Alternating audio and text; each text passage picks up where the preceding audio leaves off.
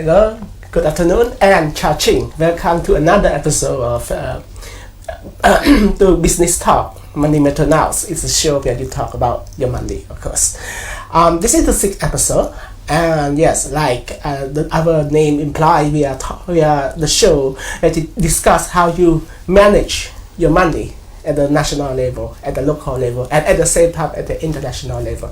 And our guest today is Dr. Duch. Good afternoon. Good afternoon. Welcome on our show again. Good to see you again. So we have done 3 episodes involving Dr. Duch, our economist, our renowned Cambodian economist. We in the past 3 episodes we have been speaking in Khmer, but because of so many requests for us to speak in English, so we have to do this show in English.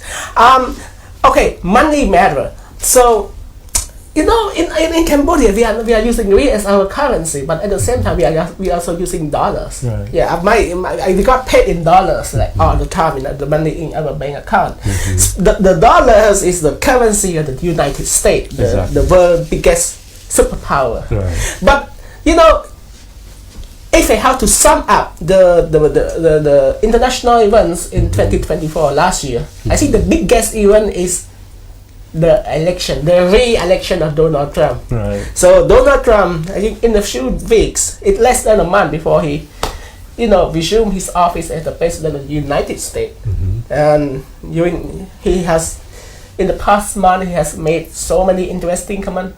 Mm-hmm. Especially regarding, I think he a champion of protectionism, mm-hmm. Tariffs, tax, and a lot of speculation in the past month. So what we are discussing today, we want to talk about, the expectation, the impact of Trump administration in Cambodia, particularly Cambodian economy and Southeast Asia as a whole. So first question, Dr. Darin. What is your first impression? When you heard the news about Trump, becoming another president-elect. What is your first impression on the economy? In terms of the impressions, yeah. First of all, I would like to say thanks that you invited me for the show. Yeah. I would say congratulations to him that he won the 2nd term. Yeah. Okay. And as you mentioned about the protectionism, mm-hmm. and I have seen that the rise of deglobalizations. Mm-hmm. Deglobalization means a reductions in the interconnectedness, mm-hmm. interdependencies among the global economies. So we have seen the continuations of protectionism in terms of higher tariff, 10% tariff, general tariff for all nations, 60% tariff on Chinese goods to United States, 25% tariff on Canadian goods and Mexican goods to the US. So this is the new trend that the world faces right now, and it concerns many economists as well as many people around the world. Yeah. I just want you to explain the concept of tariff. Yeah. A lot of people say, okay, tariff. What are the do you see any benefit of tariff, or will it have negative impacts on U.S. resident or importer or? We can mention about the cost and benefit of tariff. Yeah. Okay. In terms of the negative impact of tariff, is that it's gonna increase the price. Mm-hmm. It's gonna have more inflation in the economy. Okay, and consumer real income would decrease because they have to spend more money mm-hmm. on the increased price of the items. Okay, and in addition, you would face a trade retaliations, like we would say trade war, from other countries. If you impose 10% tariff on country A would retaliate, right, by imposing 10% on the other items of your countries. Okay, but the benefit of having a tariff is to protect the domestic industries. Okay, so that a country can have goods made in their own country, protect their domestic producers, infant industries that they want to protect. Okay, so it's designed for protecting the domestic producers. Okay, so it seems to be a global trend right now, but we cannot we still have to bear in mind that the U.S. is one of the biggest trading partner in the region all over the world, including Southeast Asia. Of course, Donald Trump, even before he enter office, before he enters office, he already announced like tariffs, protectionist, make some protectionist mechanisms to protect the benefit of the U.S. What kind of impact or implication that you have for this when it's regarding Southeast Asia? Regarding to Southeast Asia, Southeast Asia economy is like the 5th largest economy in the world, and so I would say that this kind of tariff implementation policy like this would have a mixed outcome for the ASEAN member states. So some countries, like let's say Vietnam or Indonesia, might have a benefit because of the supply chain shift to their countries, right? So producers in the high tariff countries shift their production to, let's say, Vietnam or Indonesia, right? So they can, increase the job for their people, increase the income. They can collect tax more for their people, as well as more FDI attractions, right? Create more technology transfer and improve their skilled workforce, right? But for other countries also, if they have, let's say, a high tariff, right, from United States, it would be very difficult to attract investment or to maintain trade because the price is up, and it would be not in the good positions, right, for those countries who might be affected. Yeah, speaking of Southeast Asia, we cannot forget our country, Cambodia. Well, Cambodia has been recognized as the champion of liberalization, economic liberalization. We talked about that in the previous episode.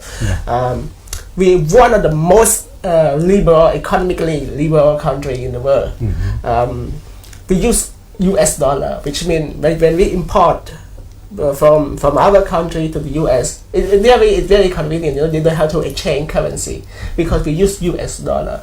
Maybe because of this, I believe the US has been one of the biggest trading partner with Cambodia, especially when it comes to export.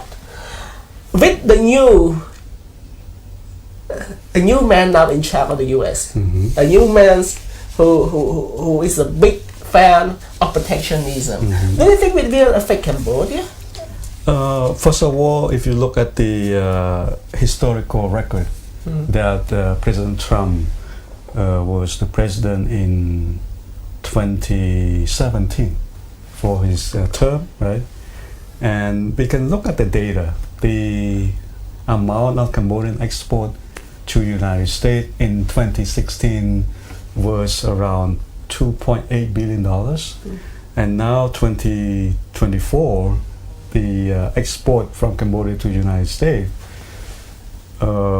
is approximately $10 billion. So there is some kind of increase in export that help our domestic producers in garment, footwear, travel goods, right? All that kind of goods that we produce and export to United States. And also we have the benefit of getting more FDI, right? And with FDI you have more technology transfers to train the workforce, to upskill our workers and help them out, right? So in terms of the trade policies, the new trade policies, I would be optimistic that Cambodia still have this comparative advantage in having a lower opportunity cost of producing the garments and footwear, travel goods, right? Dog food, bicycles, boats, right? And all these things. And one more point is that I would suggest that we should have a good trade deal with the new U.S. administrations, right? To negotiate, like in terms of the free duty access or minimal tariff, right? So that Cambodia can still maintain a comparative advantage when we sell our goods to the United States. But I think Cambodia in the future is going to graduate from being the LEC, the least developing country. Which means Cambodia will lose some of the preferential tax agreement. So we combine this with the new administration. So how should Cambodia do in order to sustain in this environment? That's very good questions. So I would say congratulations to Cambodia, right? That as a nation that we were torn by civil war, right? And we have peace for 27 years, okay? And Cambodia leaders build the country from the scratch, from the zero, right? From 1979, and we have seen the economic growth rate of about 7% each year. And our human capital is improving, our healthcare system also improving. In terms of infrastructures, if you go right now to different part of the provinces, the remote area, you can get there, right, and spend time less.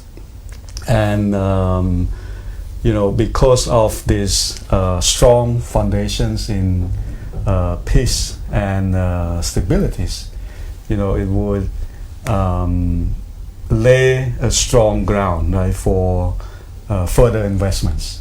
And so in terms of this to be like survival in the fierce competitions like this, I would say is that we should have, so now, right, because of protectionism, we should have a dialogue, negotiate like a good trade deal, especially with the United States, right? So when you have a good deal where other countries face very high tariff, those manufacturers would shift their productions to, let's say, Cambodia, right? And that is the key for the short term, right? Okay. And on top of this, we should focus on continuing improving the our economic institutions that's supportive to the free market economy, okay, where you can do business easily. The cost of doing business is competitive compared with in the regions, as well as improve our human capital, our labor force, so that they can provide the labor when, let's say, we have I hope, right, high tech goods, right, electronics, more agro processings, right, more technological advanced goods, right. So this type of things we need the human capital to do it. And also we should continue the improve our hard infrastructures, right? Like we should build more road, bridges, and have the port facilities and reasonable price for energies, right? So that we can cut the logistics costs and streamline the business process. Right? Well, Cambodia may not be, Trump, of course, as a small country, Trump may never mention Cambodia in his speech, probably. But Cambodia is a strategic partner with China, and China has been obviously the target of Trump administration, American first. So with the action intended to be taken by Trump administration on China, will it indirectly affect Cambodia? It's a very good question. So, for Cambodia, if you follow the politics, right? Cambodia right now, maintains the neutral and balanced approach in terms of foreign policies, even economic policies, right? So we kind of have free trade for any partners, right, who want to do the business deal with Cambodia, and I have seen that these things can make Cambodia progress further and further by having the diversifications of the market. So not only we focus in America, but also we try to export to, let's say, China, Europe, in Southeast Asia, and in the Middle East, right? So anywhere that we can find the potential that can, buy our product made in Cambodia, which is good. Yeah. Okay. Yeah. But Cambodian may have this. Yeah. But ASEAN member states, and some of them are not same as Cambodia. Some of them may have to choose between the U.S. and China. Yeah. So will this fact? It's a fact, alright. Just like some countries they choose China, and some countries they choose the U.S. because it depends on their possibly ideology and sometimes for a foreign policy. So Cambodia is a part of ASEAN. Do you think like Cambodian can do something to help ASEAN, facilitate in this environment, as in facing this? Right now I would say that other country would use or would see Cambodia as a model, right? Being neutrality is important for small nation and open economy. Okay, if you take size, if you look at the histories, right? If you take the right side, okay, you are okay, right? And you can build economy. But if you take the wrong side, you can see in the history, right? Yeah. Okay, a lot of war going on, cost a lot of life. Yeah. And economic, enter to recession or go bankruptcies, right? So keeping neutralities, right, and build our goods or services by our strengths. That's what we practice, right, from 79 until today. Before we depend on the foreign assistance, right? Okay, but now look at the growth rate of the GDP, 7% each year. Okay, peace, stabilities, and more factories, right? And financial sectors improve, and so we build from the scratch like this. If you look at all of these things that our leader have done very good job on this.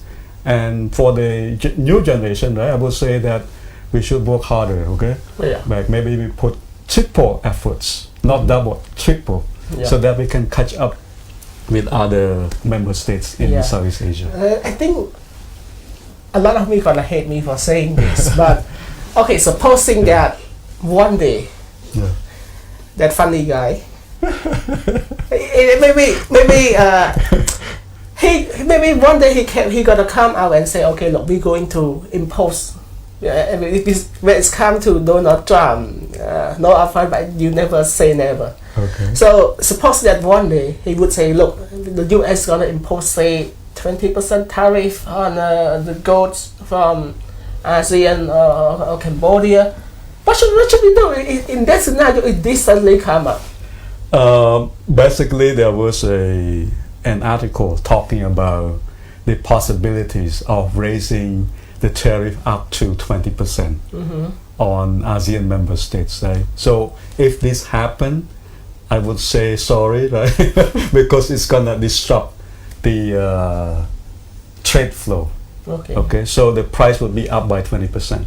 And if the price is higher and you have other goods produced by other countries, right, in the other region, it would be in a good position for the other country, right?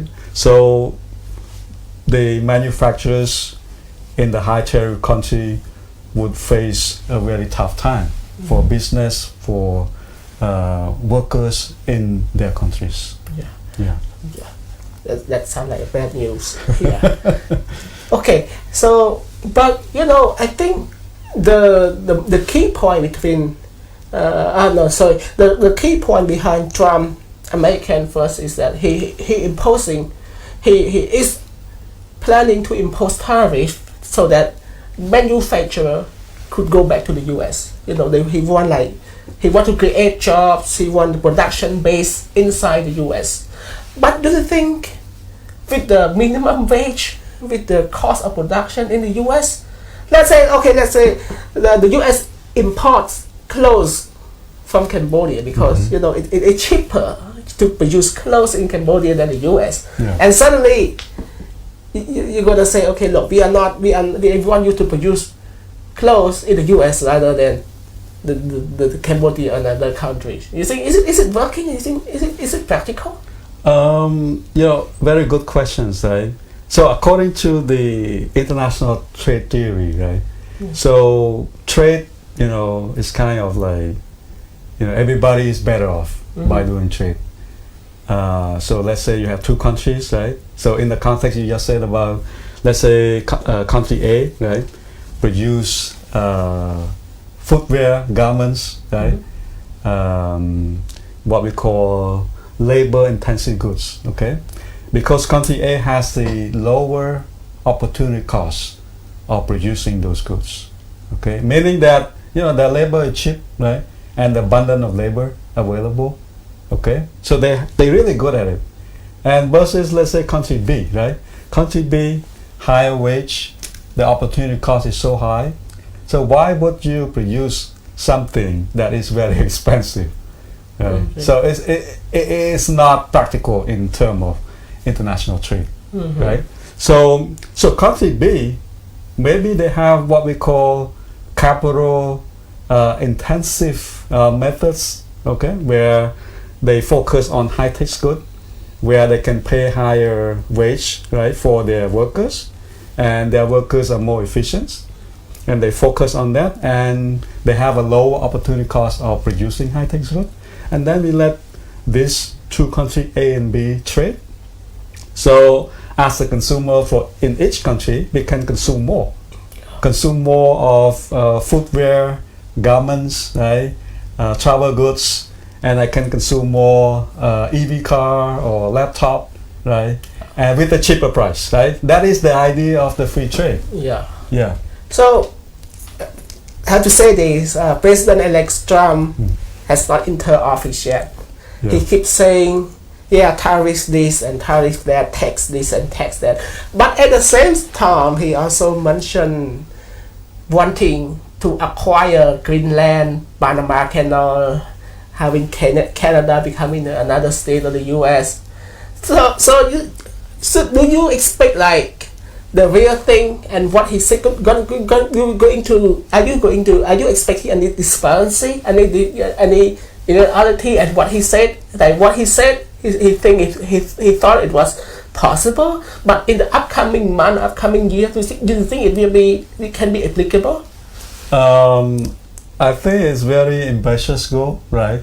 To add Canada as the 51st states, right? And Canada, you know, is Oh, one yeah. of the good economy too. Yeah, I remember you have been living in the US for so long, right? So Yeah, I you know, like driving from Boston to Montreal 5 hours away. yeah, Or sometimes I, you know, drove to Toronto, right? Yeah. So in terms of infrastructures and people, their businesses, right, it's similar to the U.S., right, infrastructures. Okay, so but if you listen to the you know, the comment by the former prime minister or the prime minister, right, or some people, they would say it is impossible, right? yeah, Okay, but you know, some people, some Canadian, right? They ask later, why not, right? They would benefit. Okay, free trade with United States, and because like there was a kind of rhetoric talk that, you know, U.S. would impose 25% tariff on Canadian goods, but if you become like the 51st state, you don't have to pay for the tariff, right? The goods would enter to the U.S. like freely. Yeah, Okay. this Part of the United States. having Canada becoming the 51st state may not be tactical, but imposing over 25% on a country, can a U.S. president do that on his own? I think according to the regulation, the U.S. president has the power to implement the tariff. Oh, okay. Okay, that is his power. Yeah, that's the power. Okay, and now if you look at the U.S. politics, the Republican Party is dominant on, you know, in the U.S. Congress and the U.S. Senate. So the same party, right? Mm-hmm. Okay. Yeah. Yeah. Another thing is that Cambodia has been benefit from assistance, development assistance from the U.S. Yeah. USAID, for example. With the Trump coming up, do you think the assistance will go down or up? That's come to development aid to Cambodia. Okay, thank you for the questions. You know, personally, I would, you know, appreciate for the U.S. assistance to Cambodia in terms of educations. We have many Fulbright scholars, right? Yeah. Health, you know, demining or other humanitarian assistance to Cambodia, right? But what is fascinating is that, you know, Cambodia is scheduled, right, like we mentioned earlier, to graduate from the least developed countries. Okay, so in 2029, okay, so we have we you know, we can become more like economic independence, where, you know, we have more prosperity. We look at the GDP per capita, like it's expected to be what, about $6,000. Yeah, about $3,000 per year. Per year. And minimum wage is 208 dollars per month. Okay, if I remember correctly. Yeah. 200 something. Yeah. And if you look at the road, you know, go to Kampong Sao right now using the highway, right? And look at the beautiful landscape there, right? And all the national roads are built, and the logistic cost is more efficient, right? And so, you know, going back to whether a country would offer more aid, you know, it depends on their agenda, on their national interest, right? And I anticipate that Cambodia can, you know, continue dialogue, you know, to find a common ground where we can improve the mutual benefit for both Cambodia and the American. Nice. Yeah. I hope we have. I mean, I'm personally, I mean, I prefer free trade. Despite our economic scale is a bit offside, we import more than we export. But what about the future? I mean, let's say the next 5 years. Donald Trump going to be here for the next 5 years. Do you? I mean, he was there before, right? 2016. He was there before. 2017. Yeah. So we all been through that. Yes. So do you expect like any major changes? You know, from his previous term and compared to this term, you think you will see many changes, major changes? I follow the American politics, when they did the elections, right? So what really changed, like we mentioned earlier, is about the tariff, right? So now this time, what is new is that he proposed a 10% general tariff for all nations, and 60% on the Chinese goods, 25% on Mexico and Canada, right? For Mexico, if it's 25%, Mexico would be expected to enter recessions because 80% of the Mexican export is with United States. But if you increase price 25%, so it's not competitive, and it would screw up. It's gonna slow down. But from what I know, the U.S. food security also depends on other countries, especially Mexico. I mean, the U.S. has been importing food from Mexico. So, if it's kind of, sometimes you want to do this and want to negotiate about the other agenda, right? Yeah. But also it's kind of self-inflicting wound, like if you impose let's say high tariff, right? So the American consumer would pay higher price, right? Yeah. So therefore there is a forecast that the inflation will be up by 1 percentage points in the United States, and then the real GDP growth would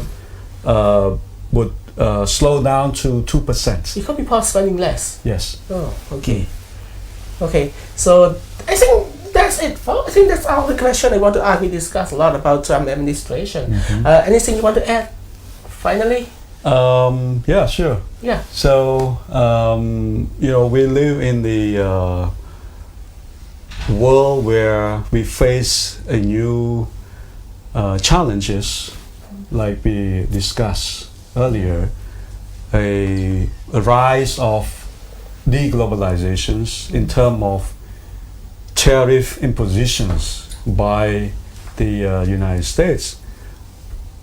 Although we face the challenges like this, Cambodia still maintains its strong competitive advantage in exporting our product like garment, footwear, right? And our economy is still resilient, and we still have peace and continue to have peace and political stabilities. Thank you. To be supportive to the market mechanism. Yeah. Thank you, Dr. for your welcome. explanation. Yeah, and thank welcome. you for coming here again. Yeah, you're We're welcome. gonna see you Thanks next time. for the invitation. Yes. Okay. So that's it, folks. That's it for our episode this week, and we hope to see you this week. And don't forget, do not skip talking about your money. What inside your pocket make up the economy. So that's it, and we're gonna see you next time. Goodbye.